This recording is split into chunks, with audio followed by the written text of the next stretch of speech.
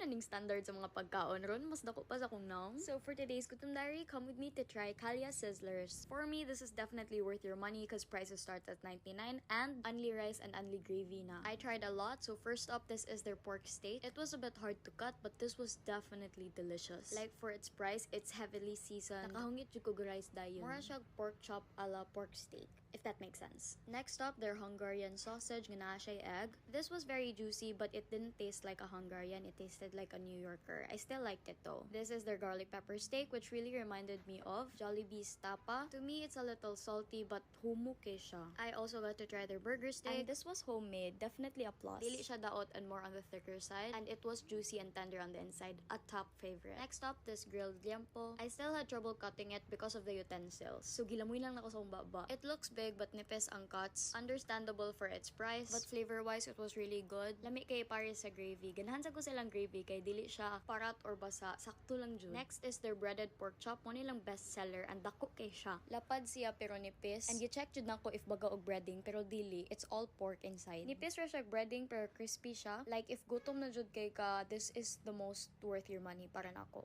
Taste-wise, it was decent naman. Ilang only rice pod kay dili na Java rice. But that's still so sulit, uy. I also tried this chicken wings. Ako jung giihap, upat ka manok. It was drenched in sauce and it's not crispy, but it was super soft and tender on the inside. Sauce was a bit halang, but kaya ra siya nako. A little sweet and spicy buffalo moment. So worth your money. So this is my top 3. So that's it, and I'll see you on my next entry. What if gisabay-sabayan ra kaniya wa jud day siya feeling sa imuha? Hala, naunsa day ka? Di na lang ko kutob, diri na lang ko taman, dili na ko mogukod sa taong kusog mo dagan kay kung dikyod, wana tay pugsanay, ay na lang, ay nakog, ati ka pagmata. Kamay ka ba? Kasi ako yung kompleto sa buhay mo. Mga English yung sabik ay miss. Pwede ba kiss? Kung meron tissue, baka pwede kang bumalik kasi I miss you.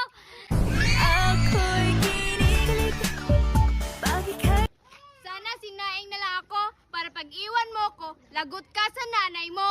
Lagot ka, huling-huli ka. Hindi mo na kailangan uminom ng Milo kasi panalo ka na sa puso ko. Ikakagalit ba ni Copido kung ikaw gusto ng puso ko? Lahat ng bituin aking susungkitin para ikaw ay mapasakin. Ang pag-ibig, di ko pinag-aralan yan dahil sa'yo ko lang natutunan.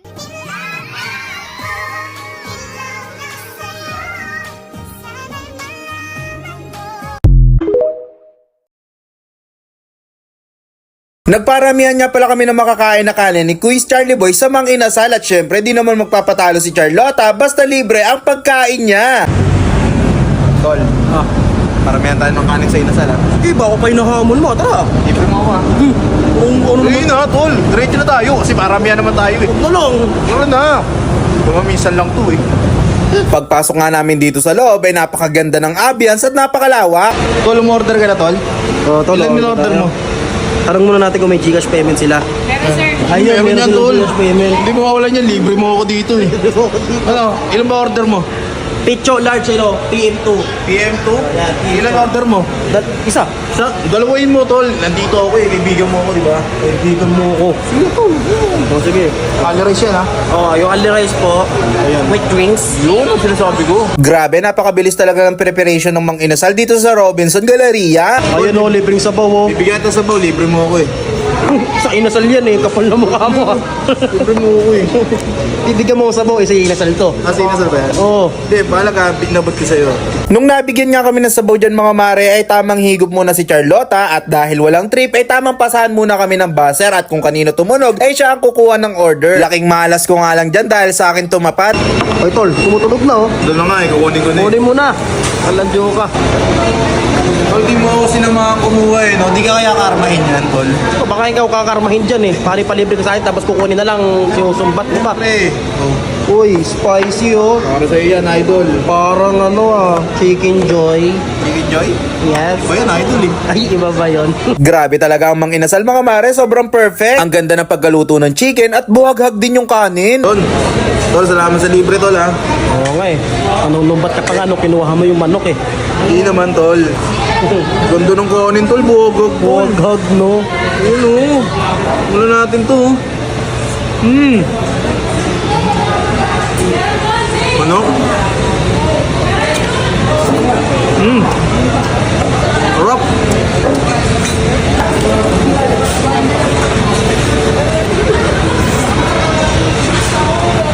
Uy, fresh from the farm.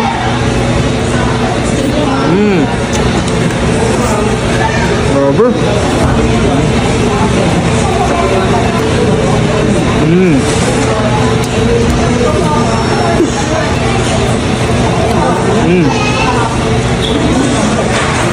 Tol, nagkamali ka ng hinamon. Aray ko, nagkamali nga ako ng hinamon eh. Nilibre ko yung hinamon ko. Kaya nga eh. Kasalanan mo yun, tol. Tapos ang lakas pa lumamon no. Grabe, di na nahiya oh. Rice, please. Rice. Rice po, sir. Sir, dalawa na, sir. Ano? Kapal ng mukha eh. Yabang, Dalawa ah. na, sir. Buwagag yung kanin nyo dito. Sarap eh. Ayan, oh. Tapos lalagyan ko yan ng chicken oil. Thank you, sir. Thank you. Tol, ikaw, pangatlong kanin mo pa lang yan. Ito, tatlong kanin na agad. Tatlong kain na agad. Oo. Wala na, tol. Talo ka na. Halimo ko eh. Patas pa lang. Pangatlo pa lang yan Patas eh. pa lang. Pangatlo pa lang pala to.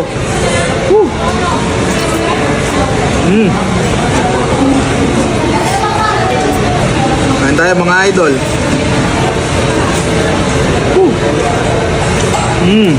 Atin dyan, idol, oh.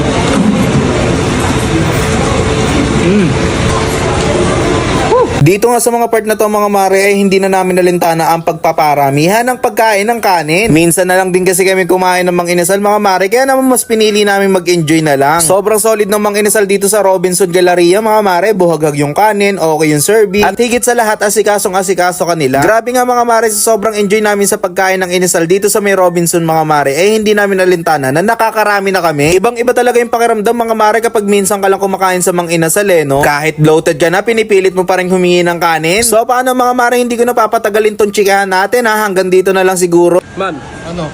paano ba yan? Talo na kita. Kaya nga eh. Ano? Ilan ba? Tatlong kalahati.